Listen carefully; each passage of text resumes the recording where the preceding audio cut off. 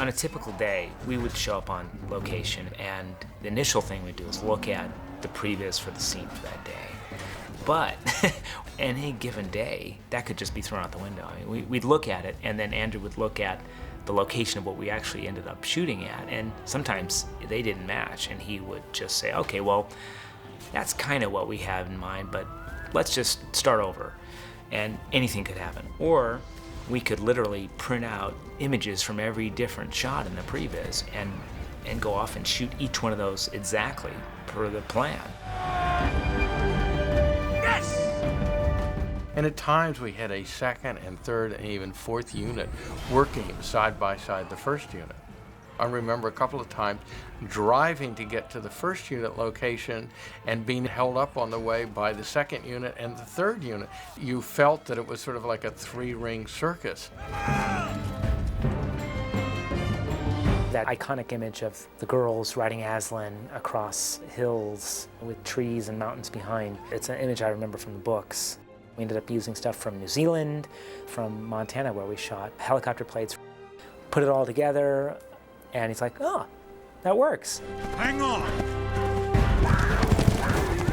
The key thing with the story is it was a book that was written for children and enjoyed by many different ages. And I really wanted to make sure that the battles were as epic and as adventurous as you could imagine them to be, but at the same time they didn't need to be gratuitous and gory.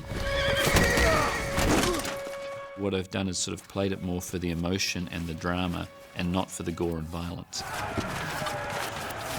What was really great in this film is that the creatures are really behaving like themselves. The bears and the other creatures all move around as they fight in ways that they really could. We had a fight choreographer take a look at the different characters, and we worked out with Andrew and with the stunt coordinators how each creature was going to fight. We take a look at its anatomy. Per character, we looked at what the anatomy suggested and what kind of fight styles taken from different martial art techniques and processes, what fight styles would most appropriately fit that character. We paid credence to not getting any creature, coming too close to the camera that again, to betray the fact that it's a CG creation that's in front of you.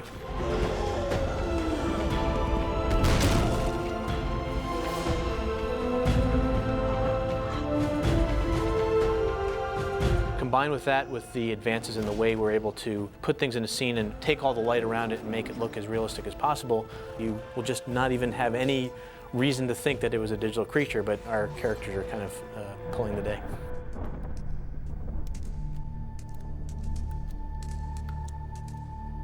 I learned early on that contrary to popular Hollywood wisdom, that making a movie for kids, you don't have to step down in terms of storytelling and have to be overt and really hammer something home and show a close-up of an emotion, and because kids won't get it. Kids are as quick and observant as we, if not more so. And so the worst thing I could think of would be to try and pander or to hand carry a message or a moment to a kid. And you don't ever speak down to them, because you know what, they're on to you in a second. And I think that's true. I like the idea of this story. It treats kids with dignity and intelligence and as equals. And you never at once feel as though you're telling a story for kids as opposed to just a general audience.